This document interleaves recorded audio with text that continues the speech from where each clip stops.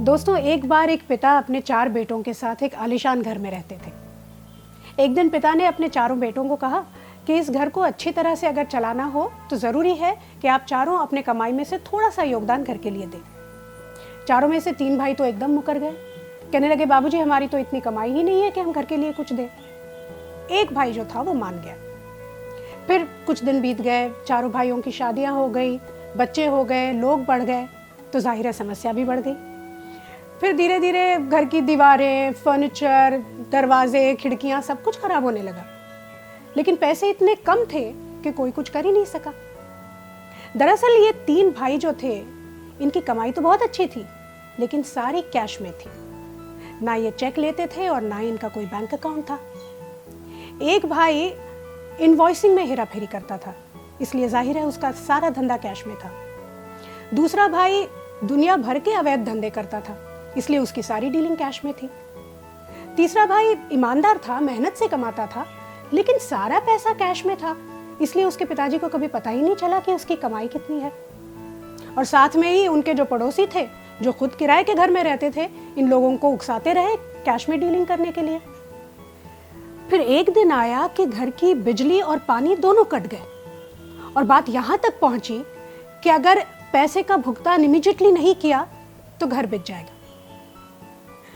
अब ये कहानी मुझे तब याद आई जब डिमोनेटाइजेशन के वक्त मुझे ये पता चला कि हमारे देश का लगभग 2/3 मतलब ऑलमोस्ट 2/3 इकोनॉमी जो है वो पूरी तरह से कैश इकोनॉमी है।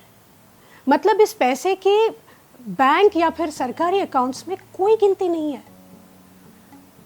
मैं दंग रह गई।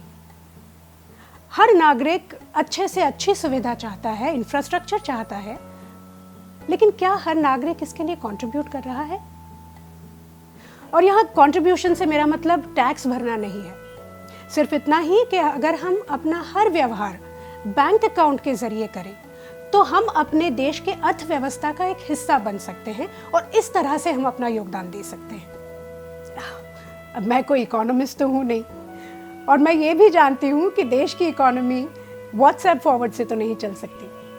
लेकिन जब मैंने इतने सारे व्हाट्सएप मैसेजेस देखे तो एक बात का तो यकीन हो गया कि इस देश का हर ईमानदार व्यक्ति चाहता है कि हमारा देश एक समृद्ध, ईमानदार और सशक्त देश बने। और साथ में ये भी सोचते हैं कि इतनी बड़ी इकोनॉमी में हम अकेले क्या कर सकते हैं। मैं आपको एक छोटा सा सुझाव दूं। अगर आप किसी ऐसे व्यक्ति को जानते हैं जिसका बैंक अकाउंट नहीं है, तो आप उन्हें समझाइए, उन्हें प्रेरित कीजिए, उनकी सहायता कीजिए बैंक अकाउंट खोलने में। साथ ही जब आप कोई चीज़ खरीदने जाते हैं, चाहे वो कितनी भी छोटी या सस्ती चीज़ क्यों ना हो, आप इंसिस्ट करें कि दुकानदार क्रेडिट या डेबिट कार्ड से या फिर डिजिटल ट्रांसफ़र से पेमेंट ले। अगर हम सब चाहते हैं कि हमारे देश से काला धन पूरी तरह से निकल जाए, तो हमें अपने देश के लिए कुछ करने का ये एक बहुत ही सुनहरा अवसर है ना इजी। और हाँ, अगर उन 3 भाइयों की तरह आपके पड़ोस में अगर कोई दीदी या मफलर वाले अंकल आपको भड़काने की कोशिश करें ना, तो उनकी बातों में मत आना।